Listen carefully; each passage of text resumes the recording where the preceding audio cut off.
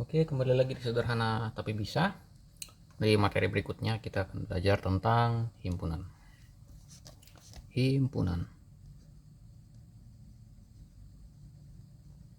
Oke, apa sebenarnya himpunan itu? Simple, himpunan itu artinya adalah kumpulan. Oke, bisa juga sebagai gabungan.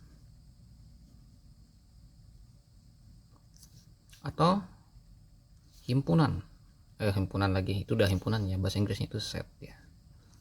Oke, jadi dia adalah identitas yang tergabung. Misalnya ini ada objek ya, misalnya ada objek beberapa gitu, dia ada di dalam satu lingkaran ini misalnya kita beri nama A, dia berarti dia adalah himpunan A, kurang lebih seperti itu. Nah, simple sebenarnya teman-teman, tapi orang kadang mempunyai pemikiran yang berbeda tentang himpunan ini.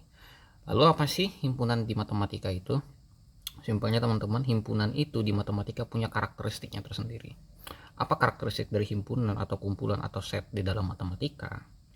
Himpunan itu dia harus memiliki karakteristik yang seperti ini. Himpunan itu memiliki kejelasan. Kejelasan itu bisa diartikan sebagai terukur. Ya, bisa dijadikan juga, didefinisikan juga sebagai kepastian. Tidak memberi PHP ya. Oke, jadi pasti dia. Jadi kalau ada cowok-cowok yang pasti, dia termasuk dalam himpunan gitu ya. Berarti kalau cowok yang PHP, dia masuknya tidak himpunan, kurang lebih seperti itu ya. Nah, itu intermezzo lah kalau kalian itu suka kali seperti itu. Nah, kita masuk di himpunan ini. Berarti himpunan itu dia adalah satu gabungan, satu set ya, satu set tadi yang memiliki keterukuran dia atau memiliki kepastian dia. Contohnya misalnya himpunan apa ya, saya bilang ya, bilangan asli kurang lebih ya.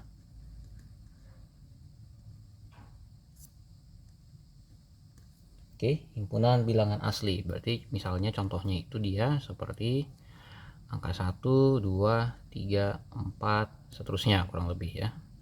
Nah, himpunan bilangan asli ini termasuk himpunan dia. Kenapa? Karena dia ada ukuran aslinya. Contohnya 1, 2, 3, 4. Dia kan asli memang bilangan dia. Terukur lah dia kurang lebih. Nah, yang kedua itu adalah himpunan misalnya bilangan cacah misalnya. Oke, berarti dia dari angka. Kalau kemarin kita belajar tipe bilangan, kemarin sudah belajar, berarti dia himpunan bilangan cacah dimulai dari 0 ya. 0, 1, 2, 3 dan seterusnya, kurang lebih seperti itu. Nah, baru yang berikutnya himpunan bilangan cacah misalnya kurang dari, misalnya berapa kita buat, misalnya 20 misalnya. Berarti itu kita ambil dari bilangan cacah, diambil dari 0 ya kan, 0, 1, 2 dan seterusnya, kurang dari 20 berarti 19. Oke, kenapa 19?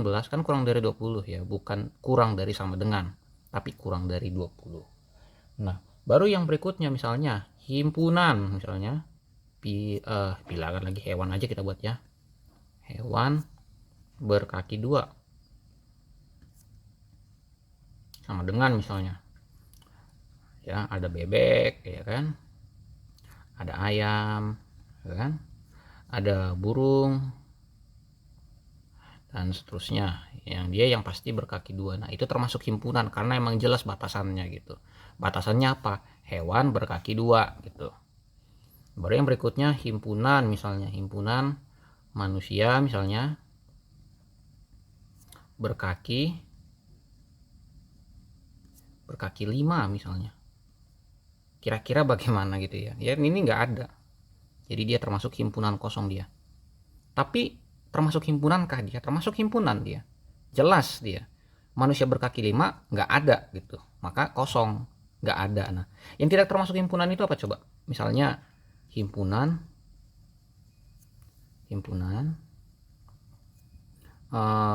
orang pintar gitu. Ya kan, orang pintar.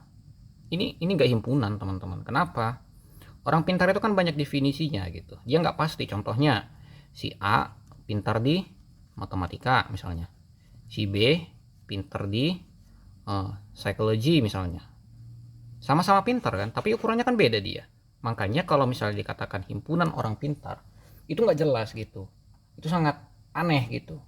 Nah, berbeda dengan himpunan manusia berkaki 5, itu masih istilahnya masih terukur lah gitu, kurang lebih ya. Dia masih terukur dia. Nah, mungkin sampai situ teman-teman bisa mengerti, oh karakter himpunan itu seperti ini gitu kurang lebih. Oke, jadi himpunan orang pintar itu nggak ada. Lagi himpunan orang bodoh misalnya. Orang bodoh misalnya. Kan nggak ada gitu. Ada misalnya si A bodohnya di psikologi misalnya, si B bodoh di matematika. Ya kan berarti kan hitungannya jadi sama-sama bodoh dong. Nah, itu kan nggak bisa kita definisikan. Jadi itu sangat tidak terukur gitu. Karena itu asumsi, by assumption dia jadinya. Nah, itu tidak bisa termasuk himpunan. Yang termasuk himpunan adalah segala sesuatu yang terukur itu masuknya ke dalam himpunan. Oke. Nah, baru yang berikutnya kita akan belajar tentang penulisannya. Nah, misalnya kita punya himpunan, misalnya kita katakanlah himpunan A gitu ya. A itu sama dengan misalnya, nah anotasi himpunan itu dibuka dengan kurung kurawal ya. Nah, kurung kurawal. Oke. Misalnya A itu kita taruh aturannya di sebelah kanan itu bilangan cacah yang dimulai, yang jangan dimulai lah, yang lebih kecil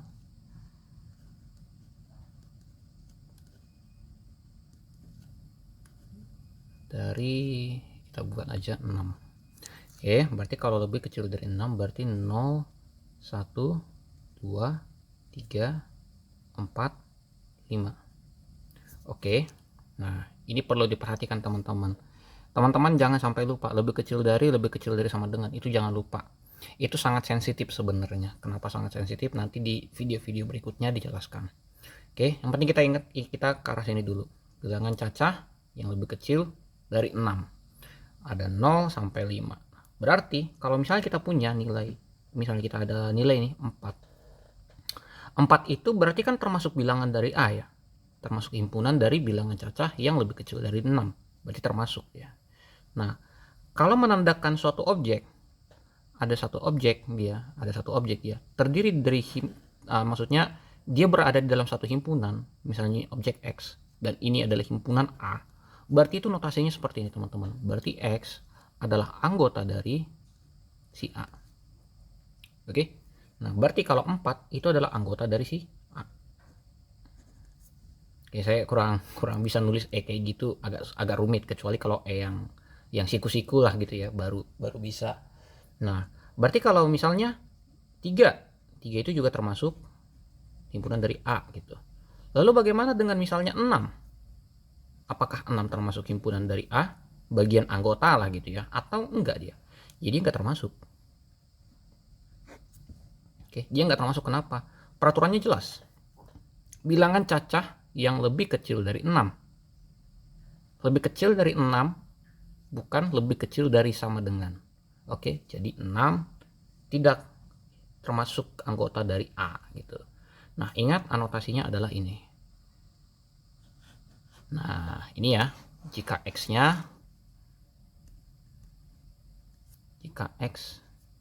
adalah anggota dari A. Oke, ini anotasinya. Nah, kalau misalnya ini himpunan, misalnya himpunan A, lalu X-nya itu di sini, berarti ini X-nya bukan anggota. Nah, bukan anggota A kan? Dia kan di luar kandangnya si A tuh. Nah, otomatis X-nya bukan anggota dari A. Oke. Ini pemahaman dasarnya, mengartikan sebagai bahwa dia adalah himpunan dari A, ya kan, dan X-nya ini di luar dari A. Oke, nah baru yang berikutnya, kita pengen ngetahui nih berapa jumlah anggotanya gitu. Contohnya bilangan cacah yang lebih kecil dari 6 berarti ada berapa? Ada 1, 2, 3, 4, 5, 6. Berarti itu kan berarti A memiliki 6 anggota. Sorry, 6 anggota. Oke, berarti A memiliki 6 anggota. Nah, maka notasinya gimana? Notasinya kalau kita pengen mencari berapa jumlah anggota dari suatu himpunan adalah N, ya, number, total gitu ya. Nah, tadi himpunan kita namanya A kan, himpunan A. Nah, tadi himpunannya namanya A. Oke, himpunannya A, berarti NA itu sama dengan 6. Oke, sampai di sini. Nah, penulisan untuk himpunan harus pakai kurung kurawal. Oke. Nah, untuk lambang ini itu berarti 4 adalah anggota dari himpunan A. Oke, 3 adalah anggota himpunan dari A. 6 tidak himpunan dari anggota A. Kenapa? Karena dia nggak ada di dalam sini. Kenapa dia tidak ada di dalam ini? Karena ada ketentuannya ini. Terukur dia. Oke. Simple sih sebenarnya. Nah, baru kalau misalnya bagaimana kalau misalnya bukan bilangan? Contohnya kayak yang tadi misalnya. Nah, misalnya tadi hewan berkaki 2 misalnya. Berarti ada bebek, ayam, burung. Nah, itu kurang lebih ya. Anjing termasuk nggak kira-kira? Ya tidak termasuk. Tidak termasuk ke himpunan hewan berkaki 2. Nah, HB2 lah gitu kurang lebih ya. Nah, anjing tidak termasuk. Kenapa? Jelas peraturannya. Dia hewan berkaki 2. Apapun yang berkaki 2. Nah, bagaimana dengan T-Rex misalnya? T-Rex gitu ya. Nah, itulah mungkin penulisannya kurang lebih. Nah, apakah T-Rex termasuk ke hewan berkaki 2? Yang setahu saya ya, mohon koreksi nanti. Karena kan yang nyampe ke tanah cuma 2 ya, berarti ya udah termasuklah dia ke hewan berkaki 2. Nah, kalaupun dia tidak termasuk ya mungkin itu penjelasan lain, tapi yang saya tahu T-Rex yang nyampe ke tanah cuma 2 lah gitu kurang lebih ya. Nah, mungkin itu dulu teman-teman penjelasan singkat perkenalan dari himpunan ini ya. Nah, untuk mungkin teman-teman bertanya-tanya gitu, fungsinya buat apa sih gitu kurang lebih. Sebenarnya fungsinya sih udah jelas teman-teman sering melihatnya di kehidupan nyata ya. Nah, mungkin implementasinya yang lebih advance itu dia lebih ke klasifikasi ya.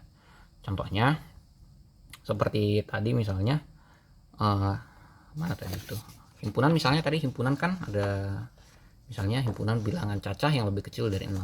Berarti ada 0, 1, 2, 3, 4, 5. Nah, tadi juga ada himpunan hewan berkaki 2 misalnya. Berarti anjing tidak termasuk tapi T-Rex termasuk. Nah, itu implementasi simpelnya. Nah, kalau implementasinya yang lebih advance lagi gitu. Nah, perhatikan misalnya ada klasifikasi. Misalnya ada himpunan gejala flu misalnya. Misalnya itu ada demam, ya kan? Demam, ada batuk, ada ingusan mungkin, suara serak gitu. Nah, misalnya kita taruh ini lah ya. Nah, baru yang kedua ada himpunan gejala asam lambung misalnya. Nah, misalnya ada pusing, ya kan? Ada demam juga. Karena ada juga orang asam lambung bisa demam, ada yang bilang gak ada. Nah, misalnya pusing, demam, sakit perut, ya kan? Ya kan? Baru habis sakit perut, nafas bau gitu kurang lebih. Nah, mungkin itulah. Misalnya kita punya 2 himpunan ini, misalnya himpunan gejala flu itu kita taruh notasinya A, himpunan gejala asam lambung notasinya B. Nah, terus ada pasien itu namanya misalnya Hadi misalnya, ya kan? Terus dia punya gejalanya apa aja? Contohnya dia punya gejala demam, ya kan? Udah demam, ingusan gitu ya. Terus asam lambung misalnya, asam lambung misalnya sakit perut gitu ya. dan dia juga suaranya serak gitu, suaranya serak, habis itu batuk-batuk pula kan gitu. Nah, batuk lah. Kira-kira dari semua kategori ini, pasien bernama Hadi ini kira-kira masuknya kemana? Apakah dia ke gejala flu atau asam lambung? Kita lihat. Demam berarti gejala flu. Ya, kita flu buat. Nah, ingusan misalnya gejala flu, ya kan? Sakit perut, gejala asam lambung misalnya. Suara serak, flu. Batuk, flu. Berarti otomatis pasien bernama Hadi ini dia sakitnya flu.